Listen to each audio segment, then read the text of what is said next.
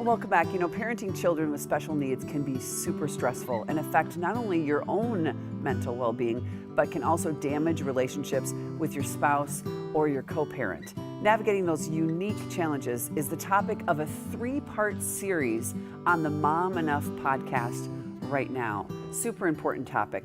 Dr. Marty Erickson is a developmental psychologist, a good friend of the Saturday show, comes on all the time with phenomenal topics.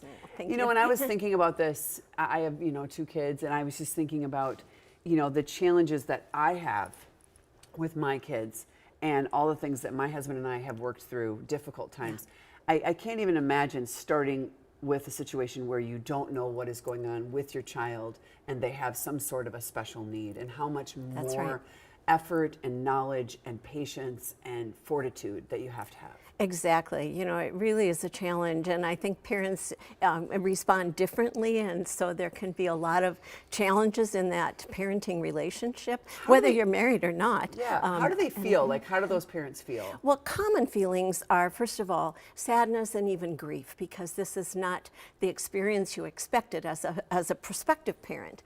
And anxiety, will my child have friends? Will my child be able to get a job eventually? Because there's a wide range of severity, and lots of different things that may turn out okay in the long run, or they may really be very difficult as the child goes on. And guilt even. Yeah, you mentioned guilt, isolation. Yep. Isolation is huge, and I think parents always feel like they're the only ones, and that's where we'll talk in a minute about support, but really trying to help people not be isolated is so important. So this is what we're going to do here. We're going to try to empower them, and that's what this whole series is about, is empowering them to let them understand how they can deal with this. That's right, and I have to say this is a series that was done by St. David's Center, which is a wonderful children's mental health and early childhood center, and they do that with us every year as one of our supporting partners. Yes, and they have other sites downtown too as well. They're really a good and they're just fabulous. So their experts did this with us. Yeah. All right, let's move through this. So the first thing is increase communication with each other. Yes, because parents often kind of, draw into themselves, or they might become avoidant, a very logical response to a difficult situation. So you have to be really intentional about communicating.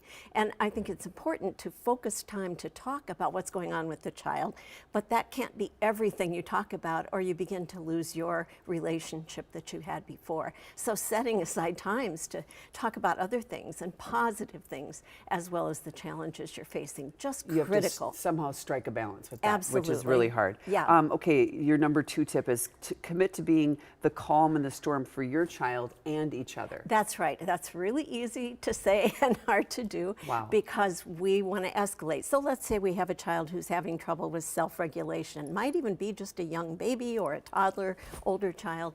The kid's escalating, and so you have to really bring your emotions down, and that takes a lot of mindfulness. You have to learn how to do deep breathing, how to count to 3 in your head, and do this with each other too, because one parent might be escalating. They might have hot buttons, that are different from the other parent, and so you really need to just be explicit about that. All of these things you have to be intentional and planful. Remember and nurture who you were before your baby came, before the children came. Yes, as individuals and as a couple. So what did you do that brought you joy when you weren't dealing with this, uncertain situation and challenging situation? And really go back and try to capture those things. And the thing is to get away from the isolation is you have to get help.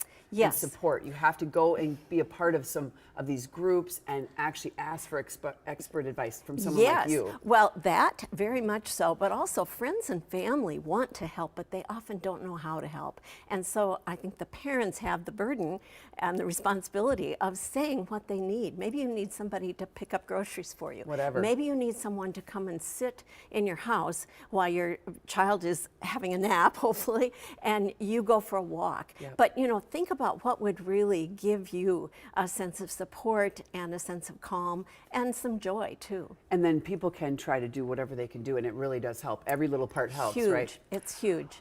This is a great topic. Congratulations on doing this. And it's a 3-part topic because It it's is. very deep. So we want to let people know how Yeah. they can hear it. It's all on mommynuff.com. It also appears, each podcast appears on Spotify and Apple Music and those other big disseminators. But mommynuff.com has a lot of other resources on the site, and all 3 of these podcasts are up right now, so people can go to mommynuff.com and you'll see the most recent one at the top, but then the other 2 ones. that preceded it are right below that. So So listen to check them it all. out. Yeah, All they're right. great people. Marty, thank you. Thank you, We Belinda. appreciate It's it. always good to be here. Yes, thank you so much. Coming up.